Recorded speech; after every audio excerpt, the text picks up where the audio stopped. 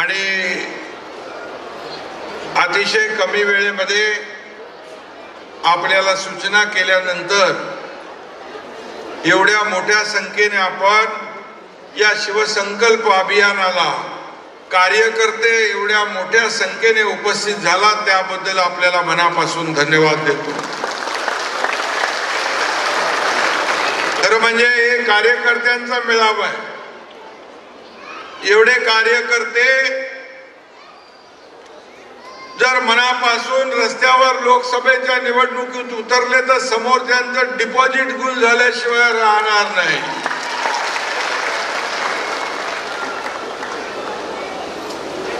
आणि म्हणून जेव्हा जेव्हा आपण मनापासून कामाला उतरतो तेव्हा तेव्हा अटीतटीच्या लढाया आपण जिंकलेल्या आहेत। अटीतटीचा संघर्ष आपण पाहिला आणि म्हणून मी आपल्या सगळ्यांचं मनापासून या ठिकाणी अभिनंदन करतो। आणि एवढ्या मोठ्या संख्येने आपण आल्याबद्दल खरं म्हणजे शिवसंकल्प हा लोकसभा निवडणुकीची खऱ्या अर्थाने ही आपण एक तयारी म्हणूया। परंतु आज शिवसंकल्प अभियान आपण छत्रपती शिवाजी महाराजांच्या पदस्पर्शाने पुनीत झालेल्या पुण्यातून सुरू केलं आणि जिल्ह्यामध्ये आपण आज शिवसंकल्प अभियान या ठिकाणी आपण पुढे नेतोय। खरं म्हणजे आज आपण महाराष्ट्रामध्ये जर पाहिलं एक वेगळी भावना लोकांच्या मनामध्ये आहे, एक वेगळं प्रेम, एक वेगळा विश्वास लोकांच्या मनामध्ये निर्माण झालेला आपण पाहतोय। सर्व सरकारच्या योजना आपण पाहतोय आणि त्यामुळे एवढ्या सगळ्या मोठ्या संख्येने तुम्ही माझ्यावर, माझ्या सहकार्यांवर आणि आपल्या सरकारवर विश्वास ठेवलात आणि माझ्या पाठीशी उभे राहिलात त्याबद्दल आपल्याला मनापासून मी धन्यवाद देतो, मनापासून आपले आभार। मगाशी कोणी जय श्रीरामच्या घोषणा इकडे देत होते। अयोध्येतील राम मंदिराचं 22 जानेवारीला प्राण प्रतिष्ठापना झाली आणि या सोहळ्यासाठी भक्तांना तांदळाच्या अक्षतांचं वाटप काहीतरी केलं होतं, बरोबर ना? अक्षता तांदळाच्या त्या पण वाडा कोलम होता, आपल्या इकडचंच आहे आणि म्हणून त्याच्यात देखील तुमचं योगदान राम मंदिराच्या ह्याच्यात आहे। आज त्याला लाकूड गेलेलं आपल्या चंद्रपूर मधून गेलेलं आहे, हे मोठं योगदान आहे। त्या काळामध्ये आपण पाहिलेलं आहे बाळासाहेबांचं योगदान, बाळासाहेबांचं ज्या राम मंदिराशी असलेला जिव्हाळा। ठाण्यामधून धर्मवीर आनंद दिघे साहेबांनी त्या काळात कारशेवेत चांदीची भीट दिली होती, त्यामुळे ठाणं तेव्हा एकच होतं आणि धर्मवीर आनंद दिघे साहेबांचा पालघर जिल्ह्यावर देखील म्हणजे अख्ख्या ठाणे जिल्हा म्हणजे पालघरी होता त्यावेळेस। एक वेगळं प्रेम, वेगळं नातं, वेगळा जिव्हाळा धर्मवीर आनंद दिघे साहेबांच्या मनामध्ये या पालघर वासियांच्या बद्दल होता।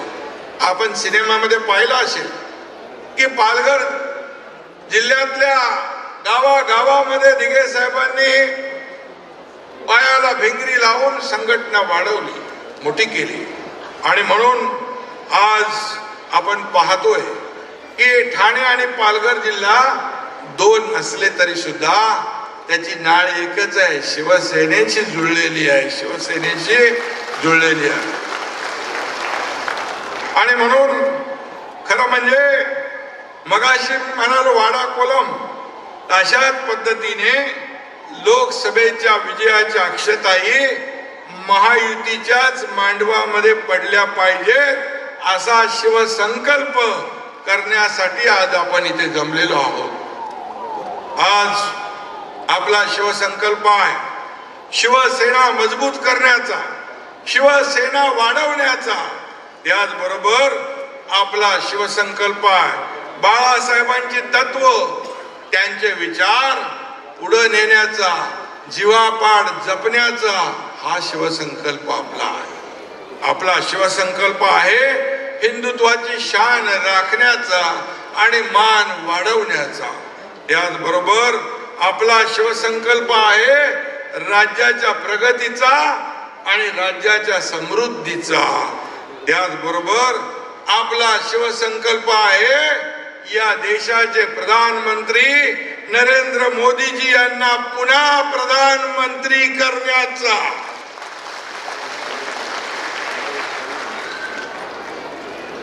आपला शिवसंकल्प आहे तो विरोधकांना चारी मुंड्या चित करण्याचा. आणि म्हणून आज आपण इकडे जमलेलो आहोत. कोणताही संकल्प करायचा असेल तर त्याला निर्धार लागतो, त्याला जिद्द लागते, त्याला मनापासून तळमळ लागते. आणि म्हणून आपण सर्व शक्ती आणि पूर्ण ताकद पणाला लावून झोकून देण्याची वृत्ती आपल्यामध्ये आहे. बाळासाहेबांनी आपल्याला शिकवण दिली आहे, धर्मवीर आनंद दिघे साहेबांनी आपल्याला शिकवण दिली आहे. त्याने आपल्याला मार्ग दाखवला आहे की 80% समाजकारण, 20% राजकारण. आणि म्हणून त्या मार्गाने आपण जातो आहे. आज आपण जर पाहिलं तर आपलं राज्य देखील आज बाळासाहेबांच्या विचारांचं राज्य आपण स्थापन केलंय. बाळासाहेबांची भूमिका घेऊन आपण सरकार स्थापन केलंय. धर्मवीर आनंद दिघे साहेबांचे विचार घेऊन आपण हे सरकार स्थापन केलंय. आणि म्हणून धर्मवीर आनंद दिघे साहेबांच्या बद्दल मी आपल्याला बोललो की दिघे साहेबांकडे काय होतं, त्यांचं बँकेमध्ये खातं देखील नव्हतं. एक केवळ जिल्हा प्रमुख पद त्यांच्याकडे होतं, पण त्यांनी आपल्या कामातून एवढा मोठा दरारा निर्माण केला की त्यांचा फोन जरी गेला तरी समोरचा चळाचळा कापायचा हे त्यांचं काम होतं. हा त्यांचा दरारा होता. आणि म्हणून आज दिघे साहेबांच्या दरबारामध्ये आपल्याला न्याय मिळेल अशी भावना त्या काळामध्ये आपण पाहिली. आपण अनेक लोक त्यांचे सहकारी म्हणून काम केले. अनेक लोकांनी त्यांच्या सोबत, त्यांच्या सहवासात, त्यांच्या मार्गदर्शनामध्ये काम करण्याचं आपल्याला भाग्य मिळालं. दिघे साहेबांच्या जाण्याला 23 वर्ष झाली, जवळपास 2 तपं लोटली. परंतु आजही आनंद दिघे साहेबांच्या आठवणीशिवाय एकही दिवस जात नाही आपला. एवढा जिव्हाळा, एवढं प्रेम, एवढं आपुलकी आणि एवढं सगळं त्यांनी करून ठेवलंय.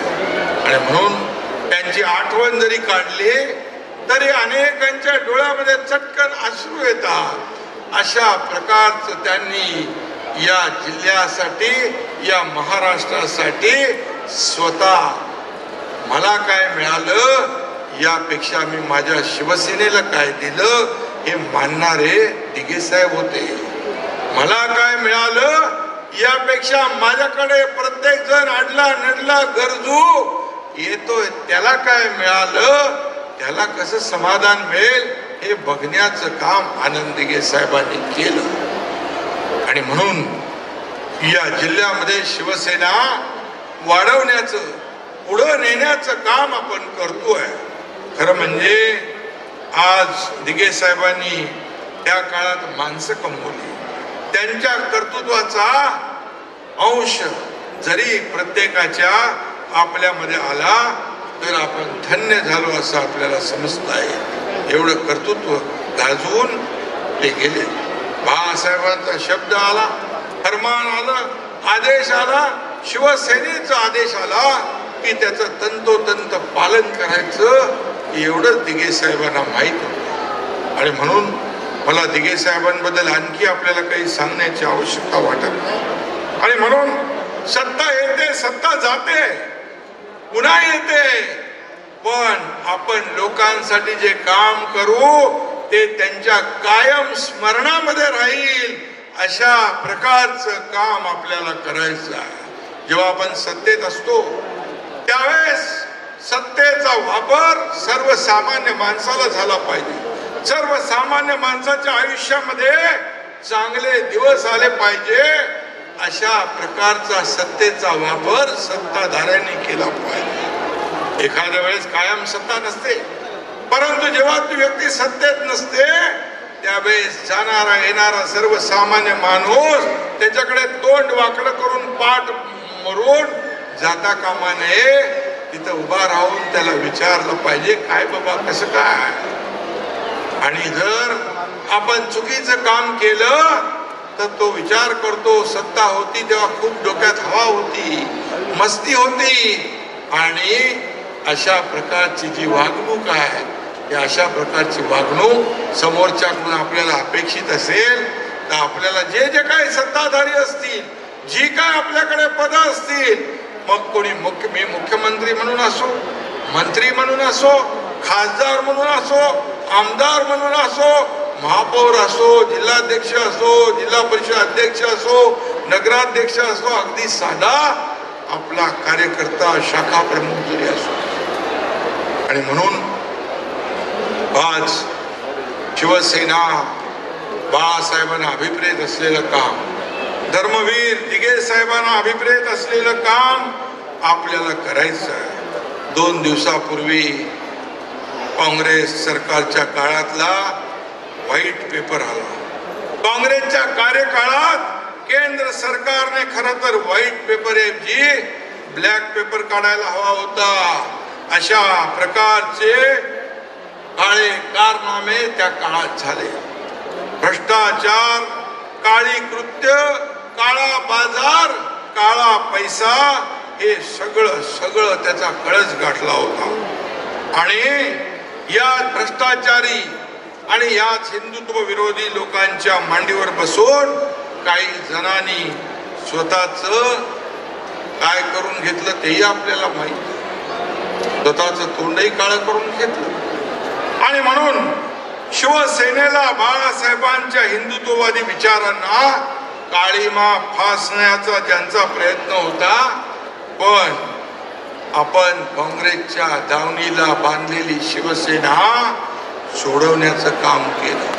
धनुष्यबाण गाण टाकलेला सोडवण्याचं काम केलं. आज आपल्याला माहित आहे की अनेक लोक रोज आपल्यावर आरोप करतायत, प्रत्यारोप करतायत.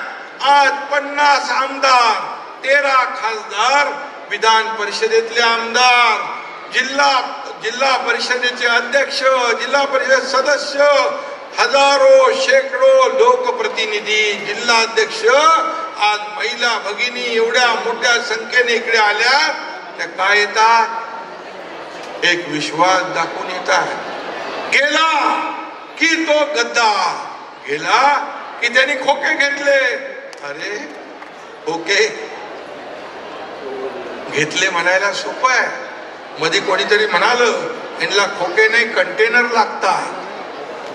आता याचा साक्षीदार माझ्यापेक्षा दुसरा कोण असू शकतो?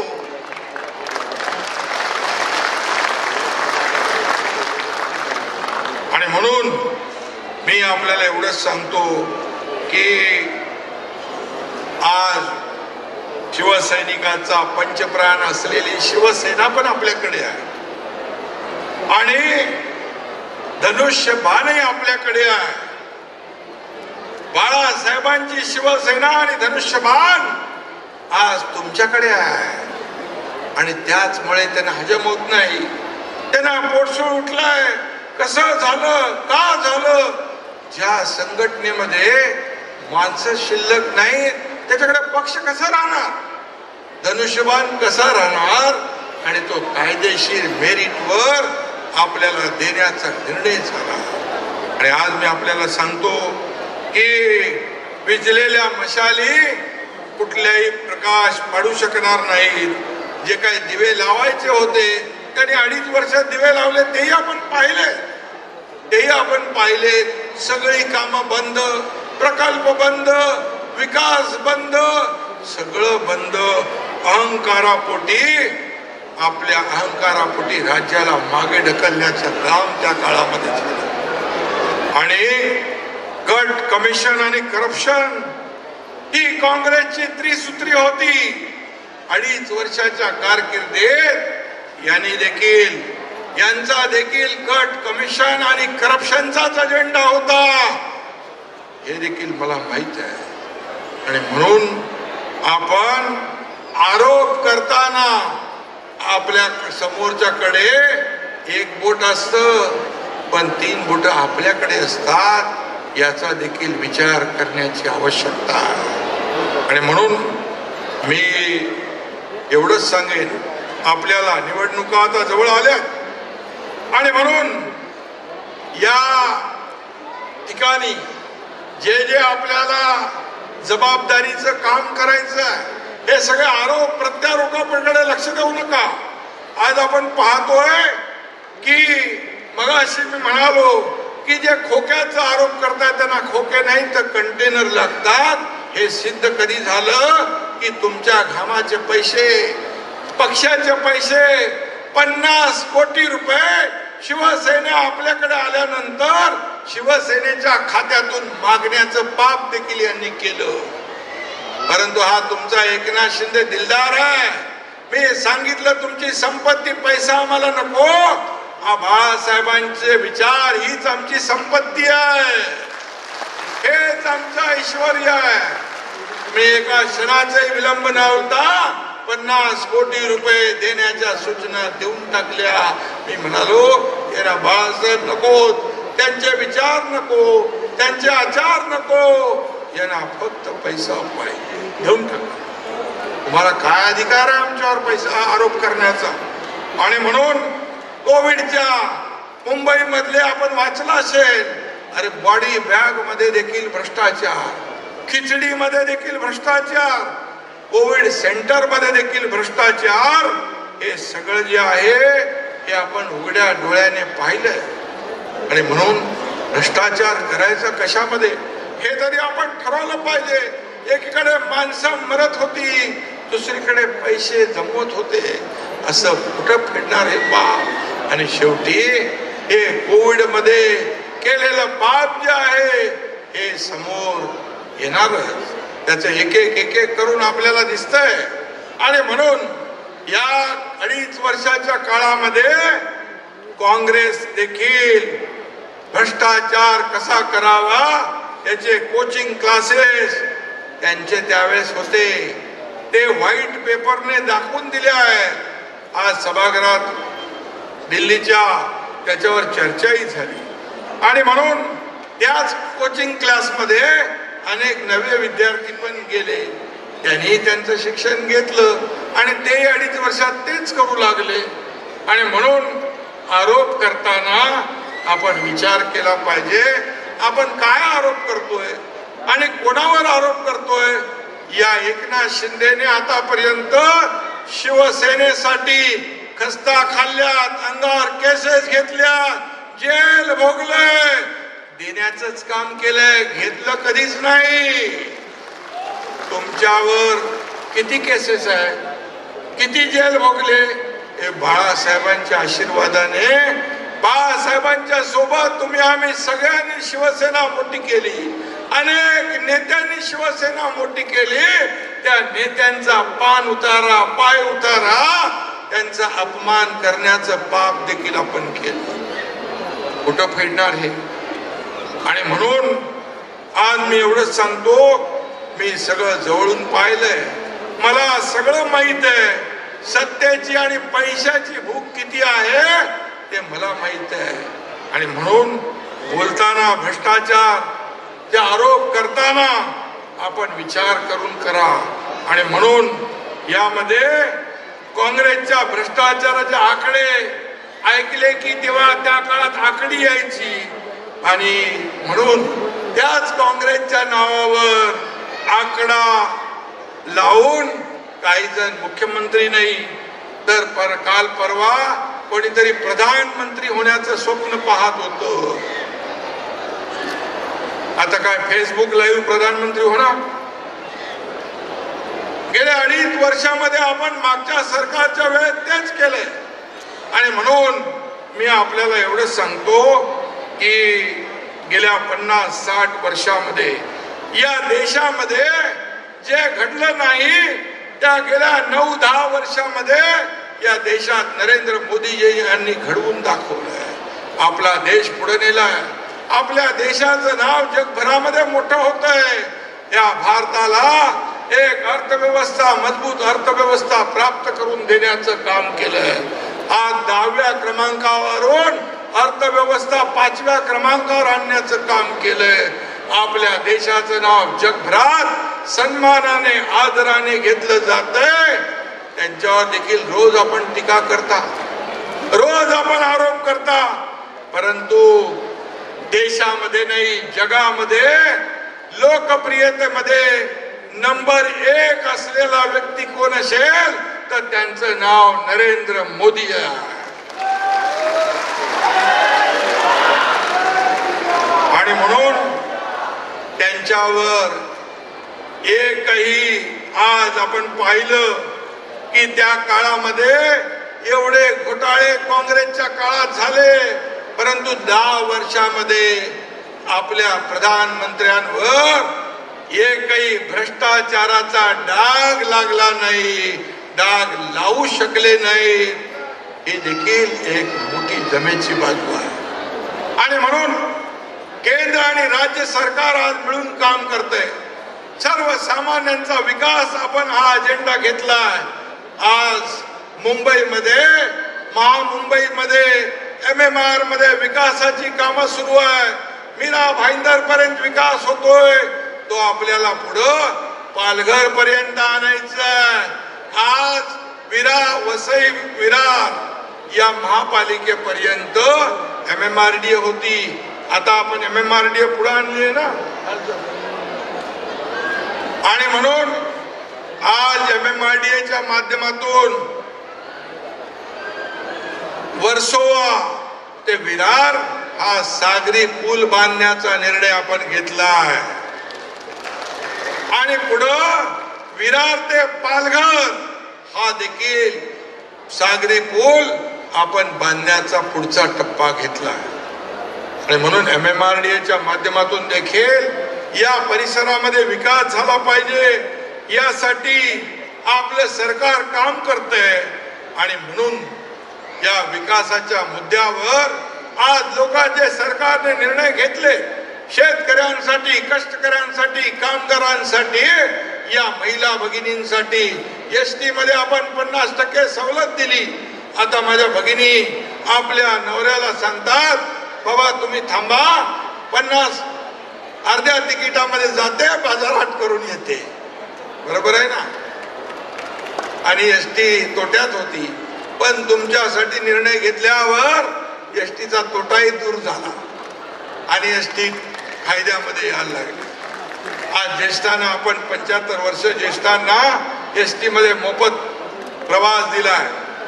आज शेतकऱ्यांसाठी आपण अनेक योजनांचा निर्णय घेतलाय. केंद्र सरकारचे, मोदी साहेबांचे 6,000 रुपये होते, त्याच्यामध्ये राज्य सरकारने परत 6,000 रुपये टाकले. आता 12,000 शेतकऱ्याला मिळणार वर्षाला. हे पहिलं राज्य आहे आपलं. पीक विमा योजना 1 रुपयामध्ये सरकार देणार, शेतकरी 1 रुपया भरणार, त्याचे सर्व पैसे सरकार भरणार. महिला सक्षम करण्यासाठी, महिला सक्षमीकरणाचा आपण निर्णय घेतला. लेक लाडकी लखपती, मुलगी जन्माला आली 5,000, शाळेत गेली 6,000, 5वीत गेली 7,000, असं करून वयाच्या 18व्या वर्षापर्यंत 1,00,000 रुपये त्या मुलीच्या खात्यामध्ये जमा होणार. ही देखील योजना आपण केली आहे. बचत गटाच्या माध्यमातून महिलांना सक्षम करणं, त्यांच्या वस्तूंचं ब्रँडिंग, मार्केटिंग करणं, बाजारामध्ये विक्रीला त्यांना मदत करणं आणि रिव्हॉल्विंग फंड जो आहे तो वाढवणं, याचा देखील आपण निर्णय घेतला. पहिले 15,000 होते, त्याचा 30,000 केले. आणि आपण त्याच्यामध्ये देखील वेगवेगळ्या योजनांच्या माध्यमातून महिला बचत गटांना सक्षम करतोय. परवा जेव्हा शिवडी नावा शेवाचं उद्घाटन होतं, त्यावेळेस प्रधानमंत्री महोदयांच्या सभेत 92,000 महिला बचत गटाच्या महिला होत्या. 92,000. आणि म्हणून हे निर्णय जे आहेत हे निर्णय आपण लोकांसाठी घेतोय, लोकांना मदत होईल, लोकांचे दिवस चांगले येतील अशासाठी घेतोय. आणि म्हणून मी एवढं सांगेन की जे राज्य सरकारचं जे काम आहे, आज विकासाचं जे काम आहे, मी आपल्याला अभिमानाने सांगेन, मी गेल्या आठवड्यात 15 दिवसापूर्वी दावोसला गेलो होतो, स्वित्झर्लंडमध्ये वर्ल्ड इकॉनॉमिक फोरम मध्ये. आपल्याला अभिमानाने सांगेन, तुमच्या या मुख्यमंत्री एकनाथ शिंदेने 3,73,000 कोटीचे करारनामे केले. 3,73,000. आज लाखो लोकांना रोजगार मिळेल. आज महाराष्ट्रामध्ये मोठ्या प्रमाणावर इन्व्हेस्टर येत आहेत, उद्योजक येत आहेत, कारण आपण पॉलिसी बदलली आहे. सर्वसामान्य माणसाला किंबहुना उद्योगाला परवडेल अशी पॉलिसी केली. सिंगल विंडो क्लिअरन्स केला, त्यांना सवलती दिल्या. याचं कारण एवढंच की उद्योग वाढले पाहिजेत. उद्योगधंदे वाढले तर रोजगार मिळेल, लोकांच्या हाताला काम मिळेल, महिला भगिनींना काम मिळेल, माझ्या बांधवांना काम मिळेल. आणि म्हणून आज सरकार मोठ्या गतिमानतेने काम करतंय. आणि म्हणून हे पोटदुखी आहे, आणि पोटदुखी दूर करण्यासाठी देखील आपल्या सरकारने बाळासाहेब ठाकरे आपला दवाखाना पण केलाय. आपल्याकडे आले की नाही खासदार? आपला दवाखाना कमी असतील तर घ्या, कोणाकडे नसतील त्यांनी सांगा. आणि म्हणून बाळासाहेब ठाकरे आपला दवाखाना आपण या महाराष्ट्रामध्ये 700 ठिकाणी सुरू केले. आणि आपण सर्व समाजाला घेऊन पुढे जातोय. तिथे मुस्लिम बांधव पण आहेत, सगळे समाज सोबत आहेत. विकासामध्ये सर्वांना घेऊन आपण पुढे जाण्याचं काम करतोय. प्रत्येकाला या ठिकाणी या आपल्या मेन स्ट्रीम मध्ये आणण्याचं काम या ठिकाणी आपल्याला करायचं आहे. आणि म्हणून मोदी साहेबांनी सांगितलं की या कामाच्या जोरावर अब की बार 400 पार म्हटलंय. म्हणजे आपल्या महाराष्ट्राची पण जबाबदारी काय? अब की बार 45 पार ही भूमिका आपली आहे. आणि म्हणून आपण केंद्र सरकारच्या पाठीशी उभे राहिलो या निवडणुकीमध्ये, तर नक्की या राज्याची भरभराट होण्यासाठी, या राज्याची प्रगती होण्यासाठी आपल्याला नक्की केंद्राकडून देखील पाठबळ मिळतंय. आणि म्हणूनच मी आपल्याला एवढं सांगेन की मी फील्डवर उतरून काम करणारा मुख्यमंत्री आहे. आज डीप क्लीन ड्राईव्ह मुंबईत सुरू झालंय, ठाण्यात सुरू झालंय, MMR मध्ये सुरू झालंय, मीरा भाईंदर मध्ये सुरू झालंय. हे पालघर मध्ये देखील संपूर्ण राज्यात आपण सुरू करू. आज परदेशी गुंतवणुकीमध्ये आपलं राज्य पहिल्या नंबरला आहे. आपलं सरकार यायच्या पूर्वी 3ऱ्या नंबरला होतं, आपण पुन्हा पहिल्या नंबरला आलो. आज गेल्या आठवड्यामध्ये देशामध्ये स्वच्छ राज्याचा पुरस्कार आला. स्वच्छतेमध्ये महाराष्ट्र देशामध्ये पहिला नंबर आला. हे देखील आपल्याला सगळ्यांना अभिमानास्पद आहे. आणि म्हणून आज मी आपल्याला एवढंच सांगेन की किती काही आव्हानं आली तरी सुद्धा, कुणी किती आव्हानं दिली तरी सुद्धा बाळासाहेबांचा, दिघे साहेबांचा वारसा आपल्याला पुढे न्यायचा आहे. हे लक्षात घेऊन आपल्याला निवडणुकीत काम करायचं आहे. कुणी किती आव्हानं दिली तरी सुद्धा माझ्या समोर हा बसलेला बाळासाहेबांचा, दिघे साहेबांचा हा कट्टर शिवसैनिक जेव्हा पेटून उठतो तेव्हा वाघाचं कातड पांघरून आलेला लांडग्याला लोळवल्याशिवाय राहत नाही, हा इतिहास आहे. आणि म्हणून काही लोक म्हणतात, काल कोणीतरी म्हणाले की महाराष्ट्राचा बिहार झालाय. अरे बिहार जेव्हा नितीश कुमार इंडिया आघाडीमध्ये होते तेव्हा तुम्ही बिहारचं नाव काढलं नाही. कोणीतरी म्हणाल पोलिसांचे हात मोकळे ठेवा, पोलीस बंदोबस्त करतील गुंडाचा. पोलिसांचे हात मोकळे आहेत. आज गृहमंत्री समर्थ आहेत, सक्षम आहेत. आज तुम्हाला मी एवढं सांगेन, ज्यांच्या काळामध्ये पोलिसांचे हात त्यांनी मोकळे सोडले, त्यांनी 100 कोटी गोळा केले आणि गृहमंत्री पण जेलमध्ये गेले. हे माहित आहे ना आपल्याला.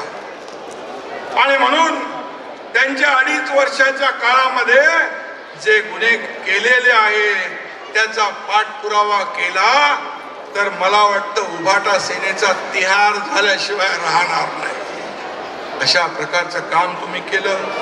खरं म्हणजे उल्हासनगर आणि कल्याण येथे झालेल्या घटना या दुर्दैवीच आहेत. या दुर्दैवी घटना आहेत. अशा घटना होताच कामा नये. परंतु या घटनांचं राजकारण होतंय हे त्यापेक्षाही दुर्दैवी आहे. काल अभिषेक घोसाळकर यांचा दुर्दैवी मृत्यू झाला. एक तरुण मुलगा एक जीवानिशी जातो, एक जेव्हा नवीन उमेद असते तेव्हा त्याचा जीव जातो. हे देखील आमच्यासाठी वेदनादायी आहे, दुःखदायी आहे.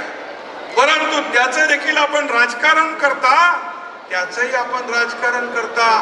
त्याच्यामध्ये म्हणता की गोळ्या मारणारा कोण होता. आता फेसबुक लाईव्ह सगळं बघितलं, पोलीस तपास करताय. पोलीस त्याचा योग्य तो समाचार घेतील. जे आरोपी आहेत ते कोणी गुन्हेगार आहेत त्यांना अटक करतील.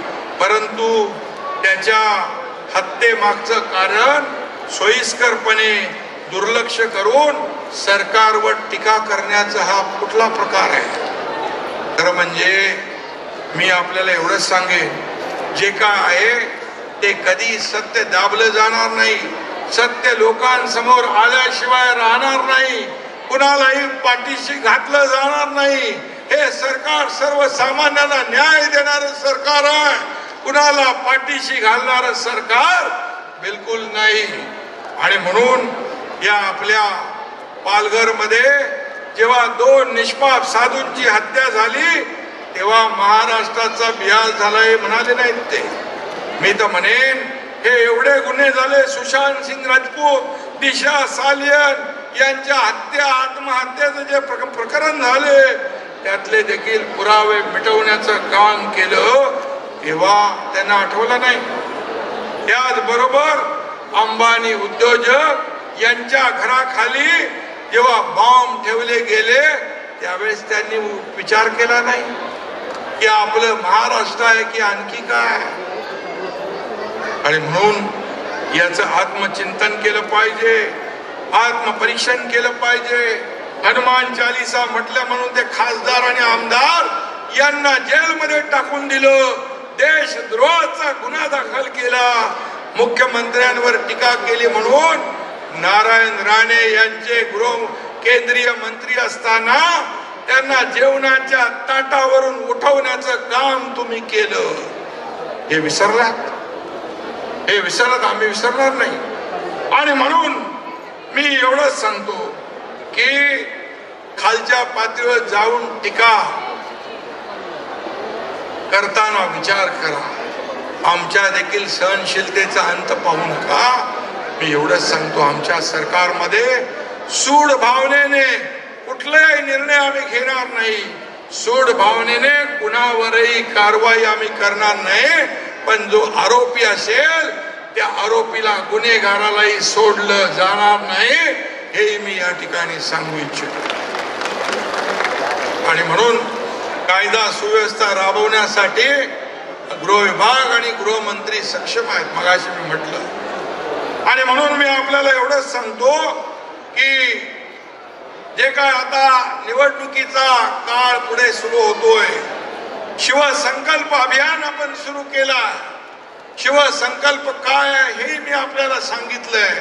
आणि म्हणून येणाऱ्या प्रत्येक निवडणुकीमध्ये महायुती म्हणून आपल्याला निवडणुका लढवायच्या आहेत. मोदीजींचे हात बळकट करायचे आहेत, कारण लोकसभेची पहिली निवडणूक येते आहे.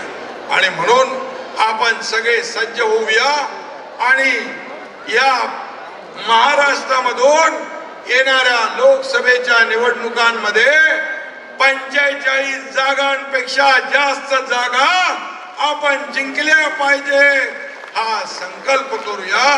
पुन्हा एकदा मी आपल्या सगळ्यांना मनापासून या ठिकाणी धन्यवाद देत असताना मला या ठिकाणी काही निवेदनं आलेली आहेत.